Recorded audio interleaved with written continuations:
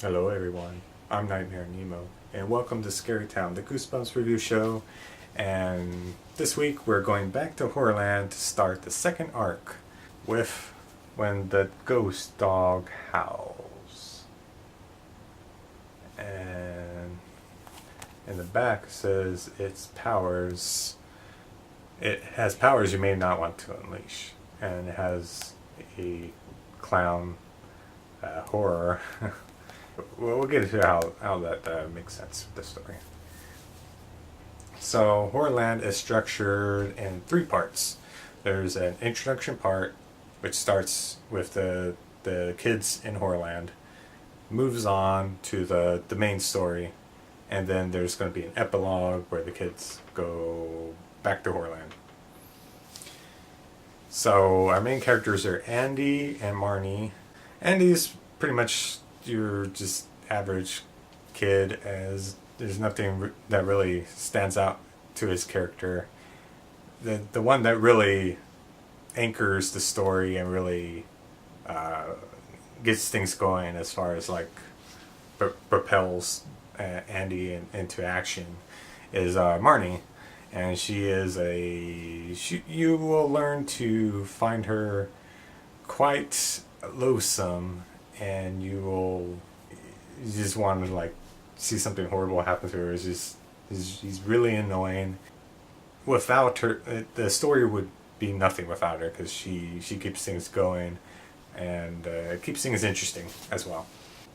So the beginning, the kids go to Horrorland. They go to a stage show at the theater there, and there's a bunch of clowns doing stuff, and there's one clown in particular which is of note, and it's the first appearance of this character who will make appearance later in the current Goosebumps series, Most Wanted, and that is Murder the Clown.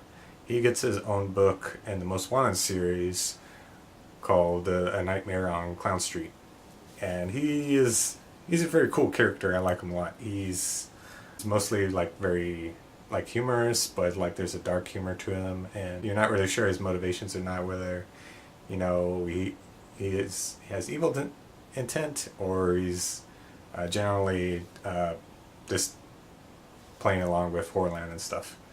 And there's this scene where the zombies storm the theater and they come after the kids and the clowns as well. There's this moment where like afterwards, the kids escape from the zombies with the help of Murder Clown. But what I like about this is there's a kind of a layer of doubt, in that, much like a lot of things that go along in Horrorland, where it's just like, scary, or the kids are put into danger, but it's all just playing along. It's all like a joke. They never really were in danger. So in like this, they escape from the zombies, but Murder Clown says like, oh, that was just part of a test to see, whether you guys had the stuff, whether you guys were tough enough. But there's moments of hesitation with Murder, that you're not really sure whether or not he's telling the truth, and perhaps they really were in danger. So I really like that scene. And then the kids go into this gift shop run by this character who will be a recurring character, Jonathan Chiller. And he's this old man with glasses, and he's balding. The kids find this animal's tooth, and Chiller tells them this whole story about this ghost dog. This dog that was like has blue fur. And there's this whole legend with the dog, which essentially boils down to this dog came into this town and caused like bad luck and stuff. And the town people go to like this local sorcerer, because every town has a sorcerer, right? They get the sorcerer to put a spell on the dog that makes the dog lose one tooth, and apparently that was enough for the dog to just run out of town. But the tooth has magical properties in that if you hold it in your hand and you make a wish, it'll come true. Fortunately, it comes with its own bad luck, of course, like the monkey's paw, nothing's like, it's too good to be true. So eventually something bad happens to the sorcerer, and the tooth is there, and then the kids are like, oh, that sounds cool. What's interesting is they want to offer money, like, is gift shop, so you would think you can buy stuff there. And then Chiller just says, no, like, no, you can have it. So that ends that portion.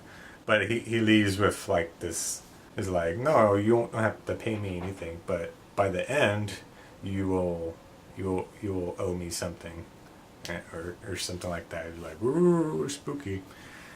And then, so the main story is basically like Andy's like being like real stingy, making the wishes and stuff, whereas Marnie is the one that wants to make like a wish like per minute and stuff. So she's like wants to wish for like all this dumb stuff, like she's very shallow and selfish, and she just wants to like, I want to wish for like a new pair of pants and all this like materialistic stuff. At one point she wishes that school gets canceled because a cow like rampages through the school halls, and that really happens. It's a very lively story that really, it feels like a roller coaster because it just keeps on going. There's a lot of highs, and there's some lows in order to like get you to catch your breath. This is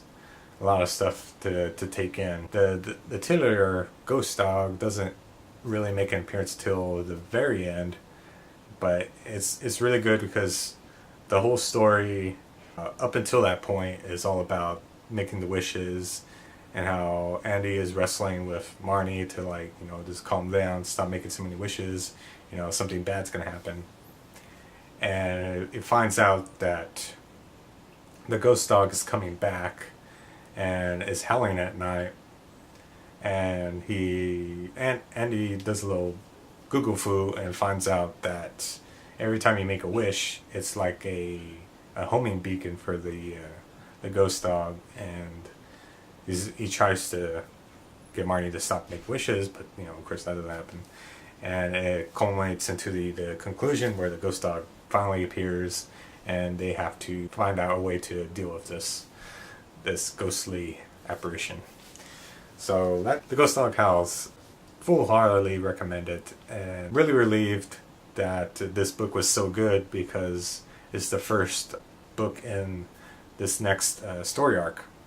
So I think it really speaks volumes that it's so good, gets you looking forward to the other books in the series.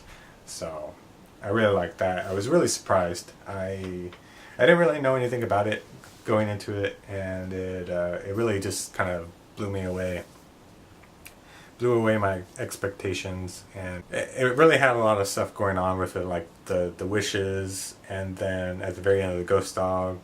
So it's like it kind of quickly jumps into various scenes, and some of them are pretty fantastical, but it's always grounded, and you don't feel like it's like too much, because there's a lot of crazy stuff happening, but then there's plenty of downtime so that you can just kind of take a breather. I really don't have anything negative to say about the story.